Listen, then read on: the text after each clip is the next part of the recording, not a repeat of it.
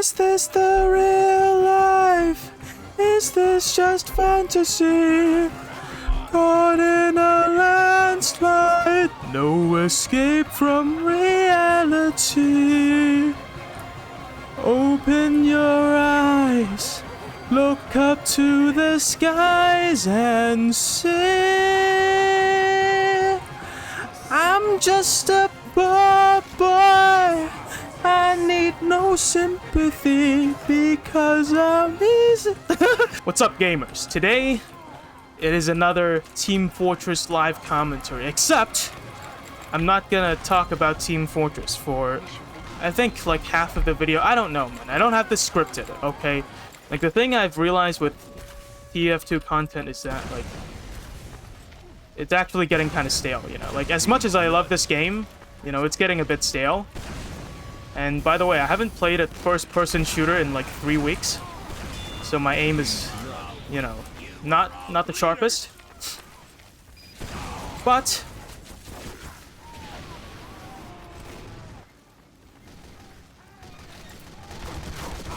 my muscle memory is still here, okay? Like, I'm still top scoring, okay? Because I'm too good. Alright, but, like, you know, the game hasn't received any balance changes in, like, how many years? It's approaching 8 years, right? Like, it's 7 years, and, like, all the things I want to say about this game, I've said already, you know? And alright, he got headshot. Yeah, I've made, like, quite a few TF2 videos, like, video essays, you know? Like, things that I've worked on with a script that I read aloud, that I record footage for. I think one video, like, my first TF2 video essay was, like, snowball weapons. It was on snowball weapons. My second one is, like, class balance? Generalists? Or hard count? Oh, yeah, hard counters, yeah. And my most recent, like, big video was, like, kind of a summary on Team Fortress and why it's a good game. I still like the game. And it's still, like, the best online PvP game. Like, straight up. There's no competition, really. Like, Marvel Rivals and this they're entirely different games, you know? So, like, it's really not the same. And so TF2 survives on this, like, kind of casual FPS niche. It's pretty good. The thing is, I've said all the things I want to say about the game. So going forward is just gonna be me playing the game, because this is how I enjoy the game. You know, like I don't necessarily enjoy making video essays on TF2 anymore.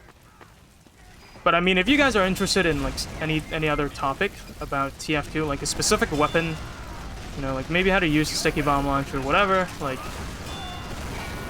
This is Demo Night Gaming. There's 60 Demo Nights. Yeah, just let me know in the comments, alright? But, anyways, I said this video isn't entirely about Team Fortress. So let's talk about something else. Let's talk about life, actually. You know, how have you all been? I've been alright, you know. In 2024... or rather, August of 2024, I turned 18. And it was quite the trip, you know. It was pretty nice. Like, suddenly I can just apply for a driver's license, you know, except, you know, parking spaces in Hong Kong is like, oh, I survived, baby. I'm a survivor, yeah. They're, like, extremely expensive, and I'm quite the guy to get lost, you know. I get lost very easily. So, you know, maybe it's gonna be a few years before I learn how to drive, or maybe a few years before I get a car. And honestly, it's not that important in Hong Kong, like, knowing how to drive. Like, of course, you know, knowing is better than not knowing. But, like, the public transport system here is good enough, you know, like, it's not the best, probably, but it's good enough. Like, at least for my taste. Oh! Got him. Got him. And that's why I said TF2 is still fun. Yeah. And I finished my first semester in university. I got a fine GPA. 3.2 or something. It's like a 4.3 as a maximum point. Oh, crap. But, you know, like, nobody gets 4.3s, right? Like, if you get a GPA of 4.3, you have to get A+ in everything. And, I'm quite far away from that. I got, like, a 3.42. And that's pretty good. That's good enough for me, you know? Like, I'm not the type to really try hard at school. Like, I've never tried hard for, like, a single day at school. Like, truthfully. So, I think I did okay, you know? I'm not the one to strive for excellence. But, oh, crap. Like, now that I'm a bit older, you know, I'm like an old man reflecting on my past mistakes. I kind of learned, you know, how I became the person I am right now, you know? Like, how did this weird teenager who makes YouTube videos on Team Fortress 2, like a game that is as old as him, you know, almost. This game is like 1 year younger than me or something. Yeah, how this weird little kid got to where he is right now. And where he is a completely normal place, you know, like just like unremarkable. Like talking into a microphone with OBS on YouTube. But yeah. It's been a fun ride, you know? It's alright. I've actually... Oh god. You cheeky bugger. Ah! No.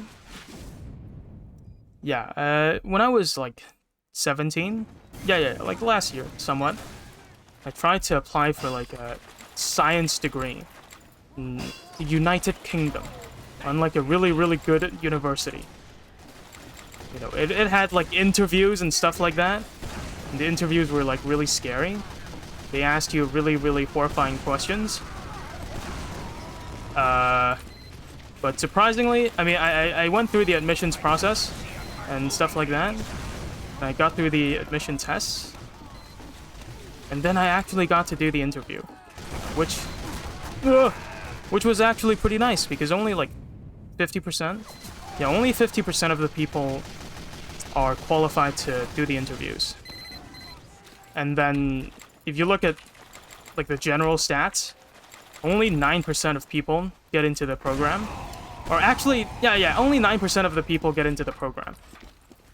And so you have like many obstacles to go through.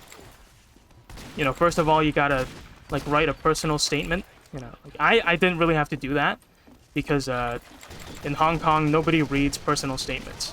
So literally what I did was I just chat GPT'd the entire thing. Like without changing a word.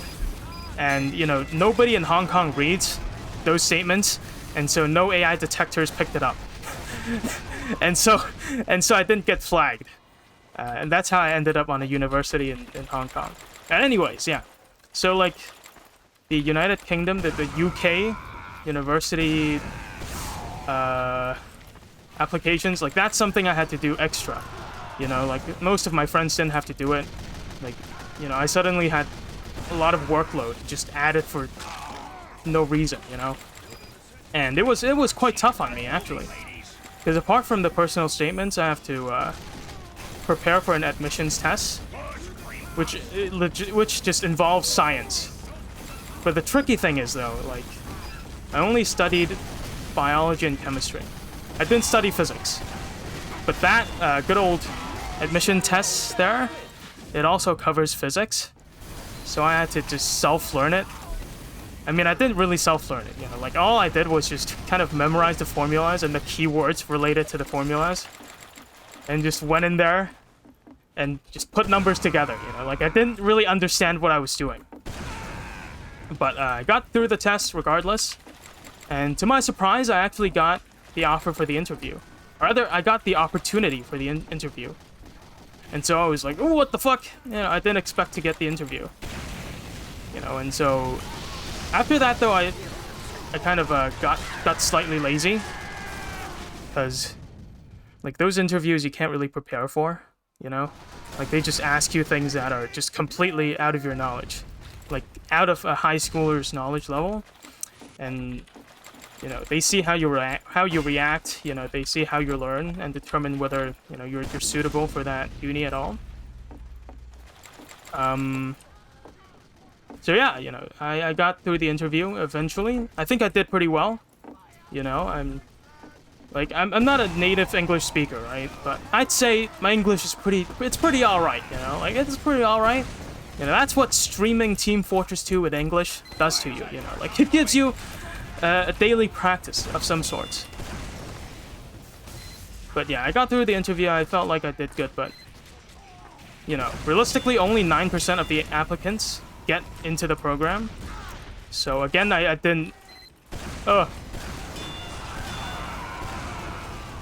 I didn't hope for anything, you know, because the chances were so slim, you know, to expect that I would get something out of this it's not reasonable, right? It turns out I was wrong. You know, I got a conditional offer from that university. You know, and I was like, when I got the email, I just screamed, like at the top of my lungs, because, you know, I was alone, you know, as I always am, you know, in my life. I've always been alone, always will be. Yeah, I got the offer, and I was absolutely ecstatic. How was he alive?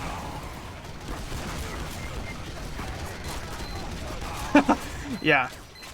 I screamed at the top of my lungs. You know, I told, like, everyone. You know, my friends, you know, my teachers, my parents, relatives, like I almost told strangers, you know, like the security guard, like, on the fucking, floor of my, how do you even call it? Like, residential estate? Flat?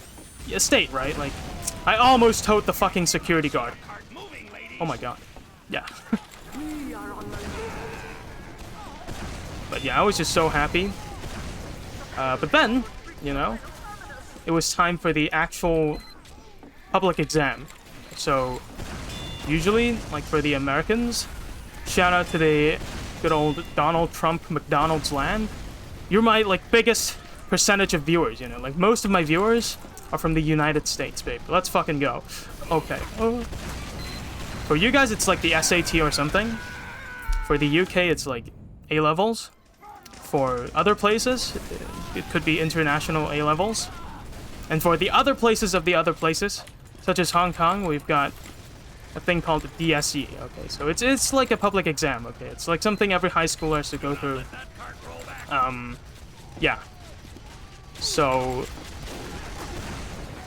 like right before, or rather not right before, 2 months before the public exam, I got COVID. And it basically just destroyed me. I was like fucking bedridden for a week, you know? And I couldn't really do anything. Oh. But, you know, it's not like I was gonna revise anyways, though, like, right? You know, if I didn't get COVID, I still wouldn't have revised, you know? I still would be just playing video games and shit like that. You know, I've never been, you know, like I mentioned in the start of the video, I've never been a person who does revision at all. Like, I just wing it every time. Like, I just do it the night before. I do revision the night before. Now, that might work in, like, a school exam, but in a public exam, that would never work, okay? And so, I didn't have much motivation for revising for the public exam. I didn't have any motivation or the habit to really apply myself. So I just kind of slacked off right until 2 weeks before the public exam. And I was like, oh shit, I have no idea what I'm gonna go through, okay? Like, I got the conditional offer, you know, like, and then 4 months later, I had to do the real exam. Except I slacked off in the 4 months, and, you know, there's only 2 weeks left. I had to do, like, 7 subjects. I don't remember, honestly. Like, it's been a year, okay? So, I panicked, and I studied, you know, as hard as you can in 2 weeks. You know, like, it's definitely not painful, because it's only 2 weeks, right? Like, some people prepare for exams for, like, months and years on end, right? So I got the better end of the stick right there. That's not the expression, but that's not the correct expression, but you get what I mean, all right? You get what I mean. And miraculously though, I did fine in the exam. I did fine. Like in English even, I got a higher grade than I expected. I for reference, I did not revise for English at all. Like I just walked into the exam hall and just went at it, you know, like zero revision, just pure intuition, you know. But I got a really good grade in English. In other subjects, I got the grade that I expected, you know. That's the power of the study of the night before technique, right? Except, I got 1 grade lower on maths. Yeah, I was supposed to get a 5. I got a 4. Right, I got a 4. And that's... honestly, like, if I were applying to programs in Hong Kong, that's fine. Because the score of my English result, you know, like, the added score on my English subject can compensate for my lower score in maths, if that makes sense, right? But UK universities, or actually international universities, like, if you're not from a country that speaks English natively, they don't recognize English as an actual subject, which makes sense, you know, it's like the prerequisite, you know, it's not like the requirement, it's the prerequisite. You know, you have to do this before even trying to meet the requirements, right? Because if you're studying internationally, or actually if you're studying in a university, right, English is literally the most basic skill ever, so they don't really care, you know, like as long as you meet the basic requirements, they don't care. And since they required my math subject to be a bit higher in terms of score, I didn't meet my conditional offer, you know? So, like, I spent all this time working on extra things like personal statements, you know, and admission tests that includes physics, which I didn't study at all. You know, I passed all of those things, including the interviews, the very scary interviews, just for me to flunk at the end, and not fail really, just get a lower score, like get 1 grade lower, and then not meet the offer, and then not get into the uni that I strived for like kind of 6 months, yeah, about 6 months. Yeah, that was quite tough on me, you know. Like, cause the thing is, in Hong Kong, there isn't such a thing as, like, a conditional offer. It doesn't exist. Or rather, like, for most people, it doesn't exist. If you're, like, applying university through, like, a special program, like, I don't know, if you were an athlete, or maybe you were recommended by some big people, you know, you could get conditional offers, but if you're a common man, or common woman, or common person like me, in Hong Kong, you know, you just go through with the public exam, and then at the results day, you look at your score, and then you apply to the programs that you could get with your score, alright? Like, you do the application at the very end, you know, that's kind of it. But in the UK, it's different, you know? And so, like, mentally, I just straight up didn't think about the offer, you know? Or rather, it's kind of hard to explain at this point. And why didn't I study for the exam? You know, why did I go through all of those things? You know, the fucking personal statements, the admission tests, final interview. I got through all those things just for me to slack off right at the end. You know, like, why did I do that? You know, was it because I'm not mature enough? Or rather, I was not mature enough. You know, my brain didn't develop enough for me to process basic principles of time and delayed gratification. Who knows, man? I don't know. But, yeah, I was pretty bummed out at that time. And for reference, this is like... he got me. And this was like August of 2024, right? And so I was really bummed out.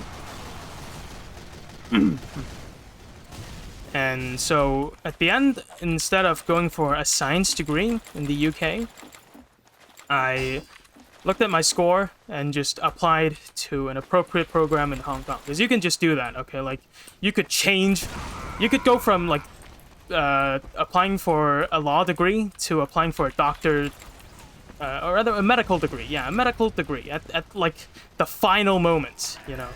Like, right after the results released. I probably did a piss poor job of explaining that, but yeah, like, there's more flexibility in Hong Kong, you know? That's what I'm trying to say.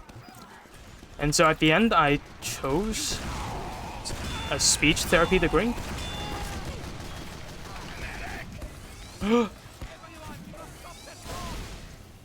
Thank you. Yeah. And now I'm a student on speech therapy. To be honest, I feel like it's pretty good, you know? Like, it's not an informed decision. You know, I changed my, like, degree, my career path, just straight up on a whim, okay? Like, on a whim. Like, you know, honestly, it's a very tough process, man. Like, you're like 17 years old. Like, who the fuck knows what they're doing at 17, right? But that's how it is. And so, yeah, I'm now studying speech therapy in Hong Kong. And after one semester of university, I realized that long-term studying really isn't for me. Alright, like, I straight up do not have what it takes to become a scientist.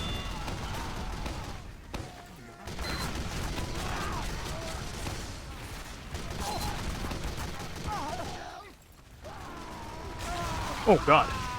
Didn't expect that. Yeah, because, like, to become a scientist, you have to be, like... you kind of have to read research papers as a hobby, right? And I'm just a really lazy person who really likes to procrastinate, like, whether it be, like, Instagram, Reels, YouTube videos, playing video games, whatever. Like, I just really like to procrastinate.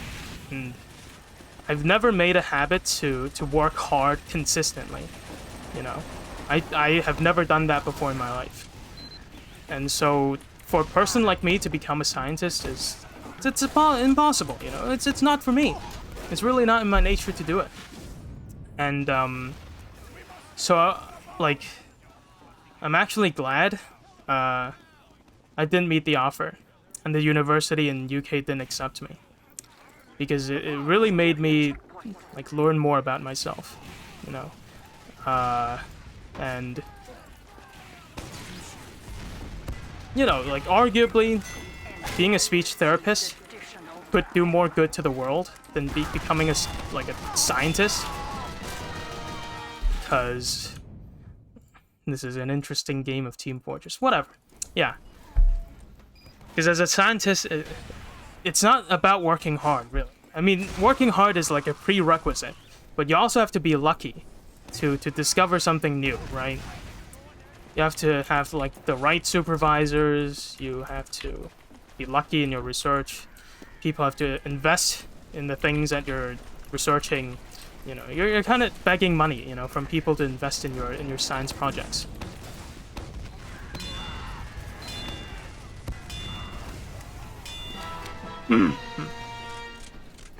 So yeah, you know, but if I work in healthcare, then if I work in healthcare, which, you know, I technically am, because, you know, speech therapy, right? It sounds very fancy, but I assure you it's not. Okay, it's not fancy at all. But anyways, like, a healthcare job is, you know, it's a pretty good job, right? Like, I read somewhere online that the reason why you study so hard for a university degree is just to get a good job, right? Like, you're not here to fucking change the world. You're not here to get the Nobel Prize. You're here for a job that you don't hate and pays reasonably well, and it's reasonably consistent. Right? And my degree corresponds to that quite exactly. Yeah, help me. How is he not hitting me? What? Thank you. And we're good. Oh, he's computing, man. He's not quick enough to fire the arrow. That's fine though, yeah.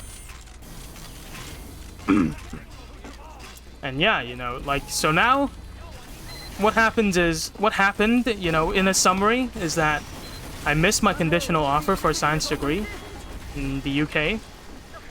But now I'm like studying in Hong Kong, which is a degree that has better job security, that's easier, that's more suited for me. It's hard to say which is easier and which, right? Like, you know, a scientist and a healthcare worker requires different skills, but you know, to me it's easier, okay? Like,